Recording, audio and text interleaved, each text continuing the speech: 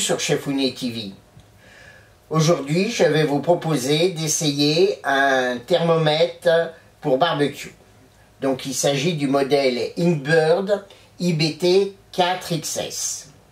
Donc c'est un thermomètre qui permet donc des cuissons au barbecue, au four ou à la plancha, avec une application Bluetooth, Wi-Fi, iOS ou Android, donc Wi-Fi. Ensuite, vous avez une alarme. Ensuite, vous avez 4 sondes. La batterie est intégrée, donc il n'y a pas de pile. C'est une batterie rechargeable en lithium et le boîtier est aimanté, donc vous pouvez le fixer sur une partie froide, soit du four, soit du barbecue, soit de la plancha. Donc je stipule bien froide, parce que au-delà de 80 degrés, la matière plastique qui entoure le thermomètre risquerait de fondre. Donc dans la boîte, vous avez donc le boîtier, avec un petit bouton, les sondes, un bouton marche-arrêt en dessous et l'arrivée du port USB pour recharger. Donc en dessous, vous avez le petit câble pour recharger. Vous avez 4 sondes. Donc les sondes, donc il y en a 4 avec des bouts pointus et il y en a une qui est cylindrique et qui est plus pour mesurer la température d'un four ou d'une enceinte ou éventuellement sur le dessus de la plancha si elle est en contact assez intime avec la plancha. Ensuite, il y a 2 petits crochets qui permettent de maintenir la sonde soit sur la grille d'un four, soit sur la grille d'un barbecue. Ici, à la plancha, je ne pense pas qu'on aurait trop l'utilisation. Donc, un petit livret qui explique le branchement des sondes, les différentes fonctions du thermomètre et éventuellement le branchement avec l'application. Donc vous voyez, on peut piquer avec les 3 sondes des aliments et la 4e sonde sert à mesurer la température de l'enceinte.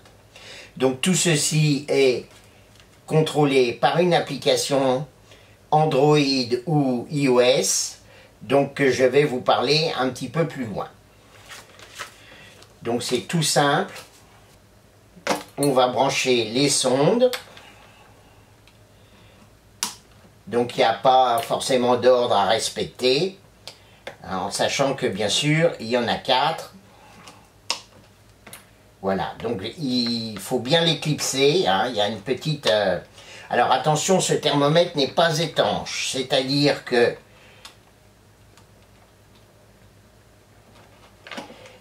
la partie du câble de la sonde, à partir de là jusqu'à la prise jack, c'est pas étanche. Donc vous ne pouvez pas vous servir de ce thermomètre dans une atmosphère avec de la vapeur ou un liquide. Ici, on va allumer le thermomètre. Voilà, il y a des petites sonneries qui s'allument. Voilà. Et donc là, vous avez les chiffres. Je vais vous le mettre plutôt dans ce sens-là, vous verrez mieux. Donc ça correspond aux 4 sondes.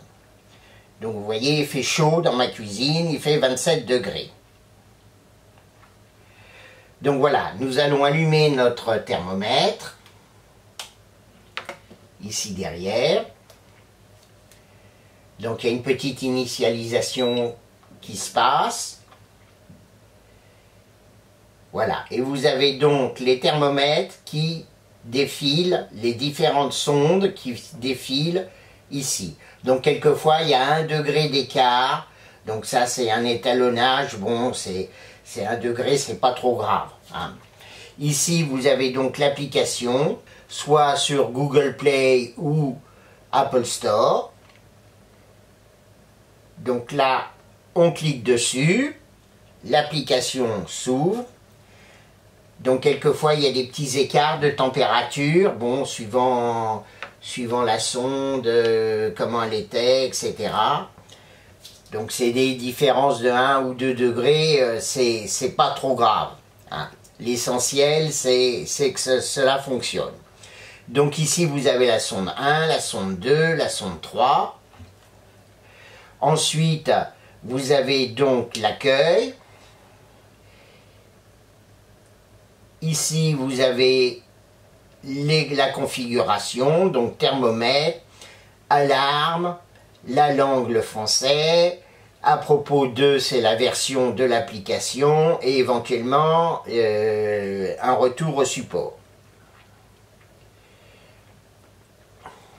Ensuite, ici, vous avez un petit graphique, si vous sélectionnez le 2.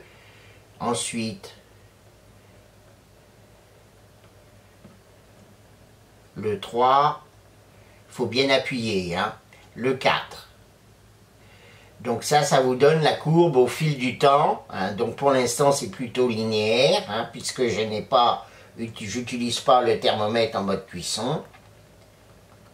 Donc là, on revient. Ensuite, chaque sonde est paramétrable, c'est-à-dire que à chaque sonde, on peut appliquer une minuterie, une température d'alarme, et éventuellement, pour simplifier, là par exemple, c'est du bœuf. Donc le bœuf, on le veut saignant, c'est-à-dire 54 degrés. Sinon, si on le voulait bleu, ce serait 49. Sinon, si on le voulait à point, vous voyez, le bœuf et le veau et le mouton sont paramétrables comme ceci. Toutes les autres, comment dirais-je, toutes les autres aliments, comme le poisson, la dinde, c'est une température fixe. Mais le bœuf, le veau et le mouton, on peut dire rosé saignant à point ou bleu saignant à point pour le bœuf, etc., etc. Là, le paramétrage de l'application, hein, unité de température, donc les degrés centigrades, les Fahrenheit, on déconnecte ou on connecte l'alarme. Alors moi je l'ai déconnecté parce que ça me sonne un peu intempestivement. Ensuite vous avez les intervalles d'alarme, donc 10 minutes, 5 minutes, etc. Et sinon l'alarme sonore ou l'alarme ou pas d'alarme du tout. Donc on retourne à l'appareil. Ensuite, ici, vous avez le témoin de la batterie, hein. Donc l'autonomie est donnée pour environ 50 heures. Et il faut à peu près 2 heures et demie pour recharger en USB avec un petit chargeur USB classique, hein. Il n'y a rien de spécial. Ensuite, vous avez donc bœuf à pointe, vous voyez, 60 degrés. Et là, on peut régler plus finement la température en fonction de ce que l'on recherche. Vous voyez, vraiment, tout est paramétrable, mais il y a une trame déjà de fait et c'est quand même assez complet. Quand on tape sur la petite horloge, ah, j'ai mal tapé. Ici, on a le paramétrage de temps pour chaque sonde. Donc ça, c'est individuel. Donc vous voyez les secondes, les minutes. Enlever le minuteur, réglage. Donc là, vous validez le minuteur et sinon, là, vous le réglez, hein. Donc là, si je mets un minuteur, il va automatiquement le valider. Si je veux le retirer, on le retire. Donc là, vous voyez, il est validé. Si je clique dessus, si je veux le retirer, voilà, j'ai supprimé le minuteur. Donc là, on va le remettre à 0. Donc voici donc cette petite application qui s'appelle Barbecue Go et qui est franchement assez conviviale, hein. On peut l'avoir aussi en plein écran. Sur un iPad, ça donne une ergonomie quand même assez sympathique. Donc nous allons vérifier l'étalonnage des sondes. Donc quand vous allez piquer vos aliments, vous n'oubliez pas de retirer les petites protections en caoutchouc. Donc nous allons étalonner avec de l'eau glacée. Là il s'agit de la sonde 2. Donc on devrait être aux alentours du 1 à 2 degrés. L'eau dans la glace fondante, voilà, il y a toujours des petits écarts.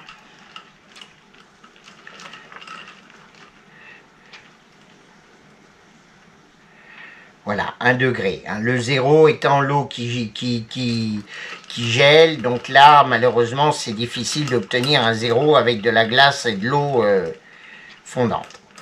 Ensuite, donc nous allons essayer avec de l'eau bouillante. Donc là, c'est la sonde numéro 1.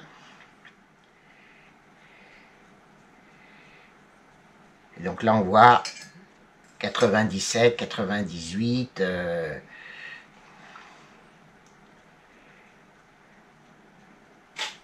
Donc c'est relativement fiable.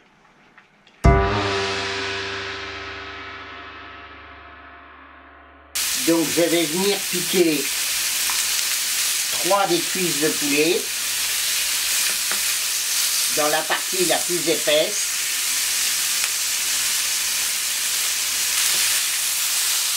À la jointure.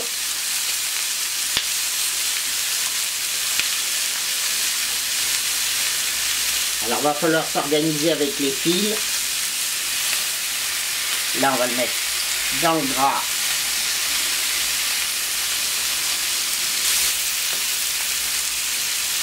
Et donc là on voit bien, il manque une sonde donc,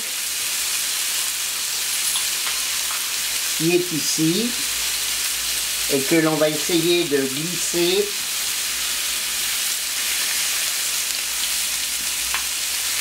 sous une cuisse de poulet. Donc là on va essayer de s'organiser un petit peu. Donc en sachant qu'il faut au moins 25 à 30 minutes de cuisson.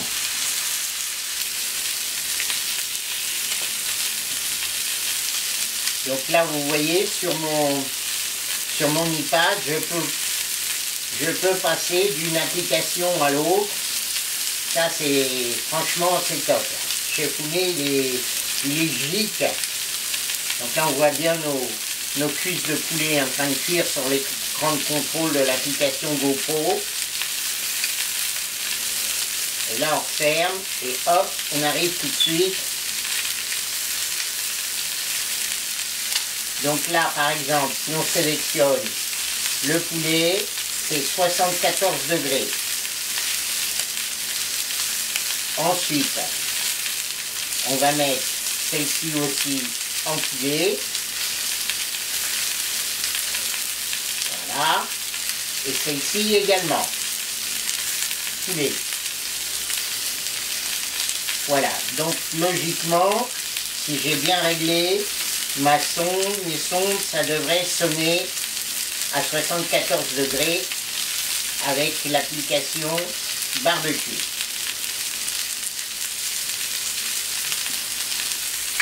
On va pouvoir clocher. Alors là, j'ai prévu la grosse cloche. Voilà. Comme il y a les sondes, je pense que ça sera plus simple d'utiliser la grosse cloche.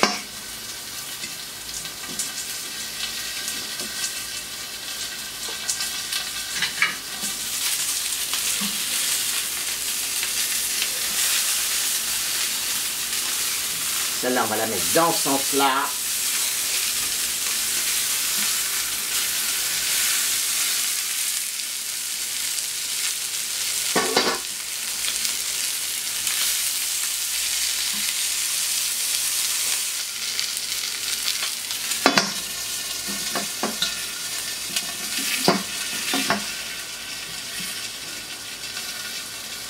Voilà, donc ça monte tout doucement.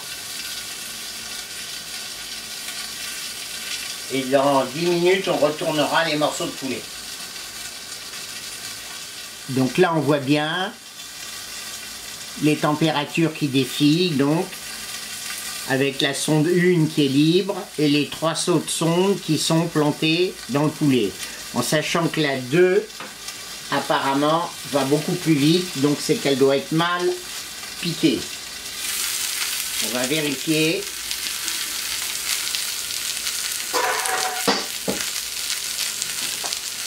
Alors, la 2,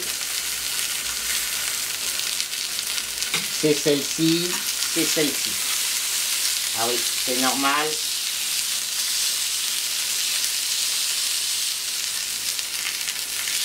Voilà.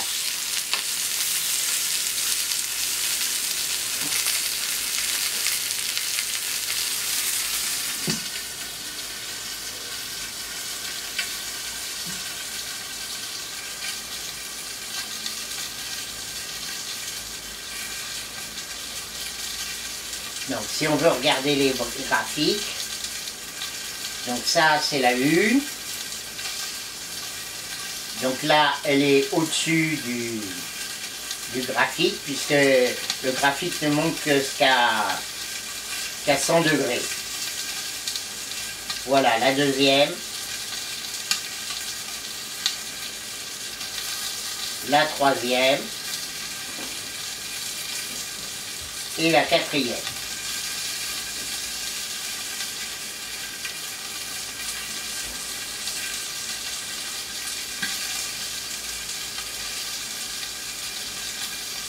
Et donc la 4e apparemment chauffe un tout petit peu moins vite que les 2 autres.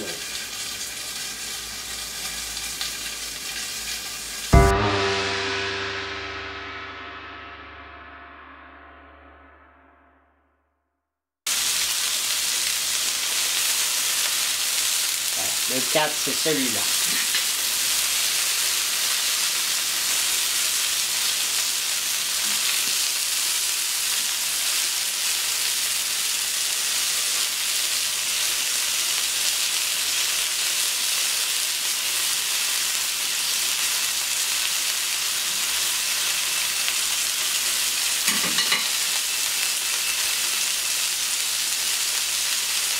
Ok, donc là il m'a signalé que le 4 était cuit.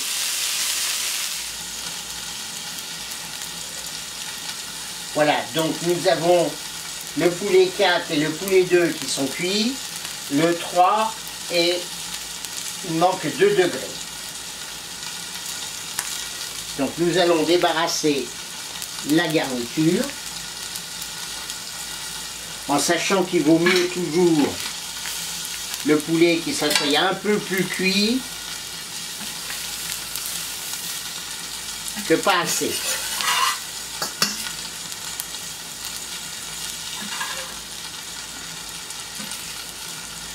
Voilà, la garniture.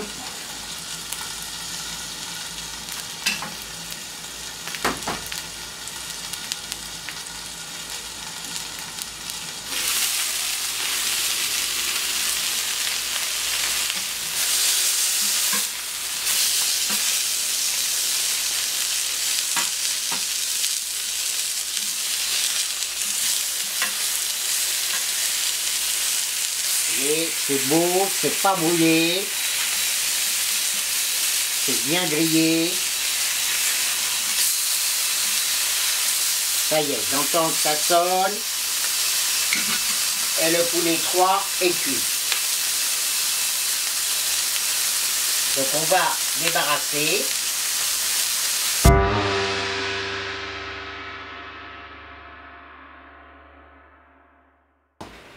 Voilà, donc nous avons terminé nos cuissons. Je voulais faire un petit peu une conclusion pour l'utilisation de ce thermomètre que j'ai trouvé très facile. L'application franchement est bien conçue, très simple. Vous ne perdez pas des heures à vous connecter. Il est précis, il est pratique. Voilà, pour tout ce qui est cuisson sous cloche, barbecue, plancha sous cloche, pour les viandes épaisses comme un peu une côte de bœuf, une épaule d'agneau, etc. Donc ici du poulet.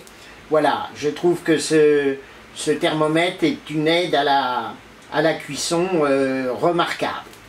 Donc n'hésitez pas, si vous avez des questions à poser, vous pouvez le faire, hein, en bas, en dessous de cette vidéo.